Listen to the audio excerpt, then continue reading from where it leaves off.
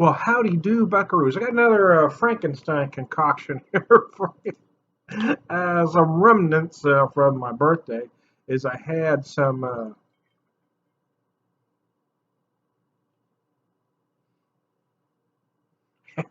mine wandered. This mini Crown Royal pack. I had a regular Crown, had the maple, and I had the apple. So what I've got here on the rocks is a combination of the maple and the apple. I see how they work together. The maple I had a hard time with. It was a little cloyingly sweet for me. Recently I had the Crown Valley cherry maple, and that one worked for me because it wasn't overly sweet. But that was a 90 proof whiskey, and I think maybe just having that extra proof kind of helped it from getting too cloying. But that's the issue I have with most maples. I'm not just picking on the Crown maple; they all do that to me. The Jim B maple I find excessively sweet. Most of them do. The apple, I'm not sure why I think putting apple and maple is going to make it less sweet, but I'm hoping the combination will work together. It smells like apple maple. It's like having apple pancakes with the maple syrup going on. What I got going on here.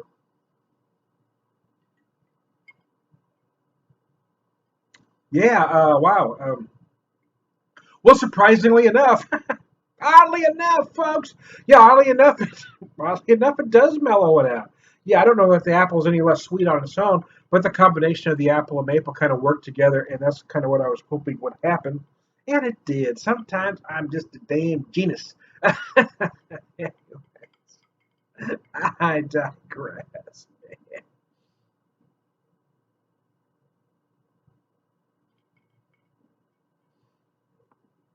And I'm washing her down with some. Yeah, so Sam Adams folks are going to get upset with me here in a second over their Nitro Project glass, which I absolutely love the glass. But in here at this very second is just some unsweetened iced tea.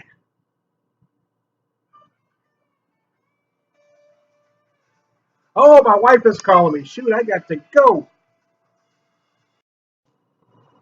Ta-da! I'm back. Had a brief intermission. The wife called. I had to take a break. So now my whiskey's a little more watered down than I intended it to be. Well, shit happens. You gotta roll with the punches, man. I try to calm everyone. I get upset about something. Okay. In the grand scheme of things, it's not that important. Relax.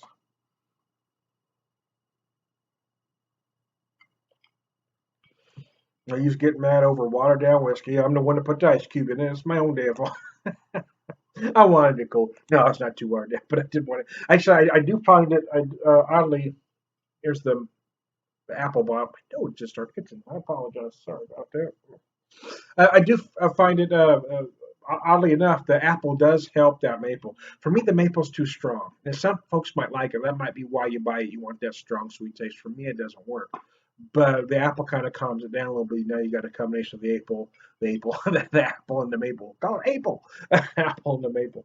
Yeah, I'm just not a fan of sweet whiskeys. That's the truth. I'm kind of a purist. But these things are very popular these days.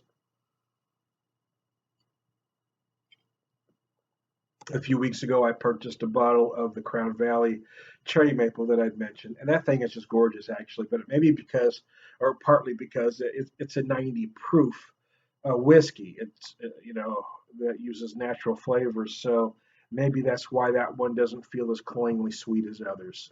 It just works. It's perfect, neat. It works well on the rocks. I'd like to tell you where I like to try some though. Is I like to talk to my wife. My wife's the baker. I do all the cooking. Actually, I do all the meals, but my wife's a baker.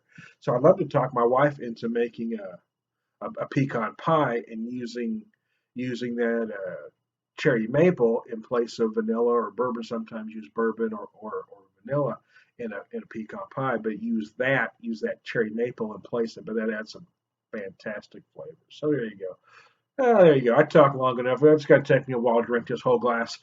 There's no need for you to stay with me through the whole damn thing, man.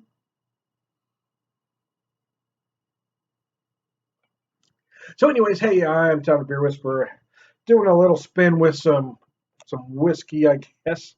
Crown Valley, not Crown Valley, but Crown Royal. See, I'm getting the two confused now. Too many crowns going on. The Crown Royal Maple, the Crown Royal Apples, Tom. The Beer Whisperer will talk to you